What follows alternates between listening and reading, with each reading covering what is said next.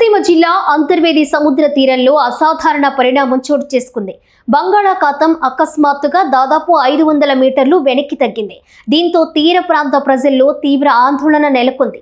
సాధారణంగా ఇసుక దిబ్బలతో ఉండే తీరం ఇప్పుడు మోకాలి లోతు వరకు దళసరి ఒండ్రు మట్టితో నిండిపోయింది. ఈ అప్రత్యక్ష దృశ్యం స్థానికులను ఆశ్చర్యపరిచింది. గతంలో కొన్ని సందర్భాల్లో సముద్రం కొద్ది మీటర్లు వెనక్కి తగ్గినట్లు చూడగా, ఈసారి మాత్రం ఏకంగా 1/2 కిలోమీటర్ మేర వెనక్కి తగ్గడాన్ని తాము ఎప్పుడూ చూడలేదని గ్రామస్తులు, మత్స్యకారులు చెప్తున్నారు.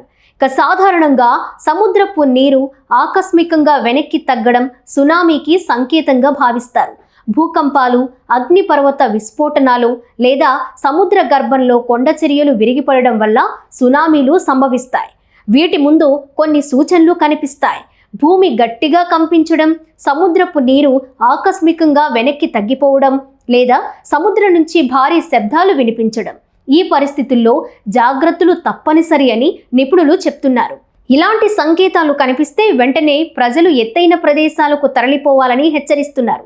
అంతర్వేదిలో చోటు చేసుకున్న ఈ అసాధారణ పరిణామం స్థానిక ప్రజల్లో తీవ్ర భయం పుట్టించినప్పటికీ అధికారుల నుంచి ఇంకా స్పష్టమైన వివరణ వెలువడలేదు.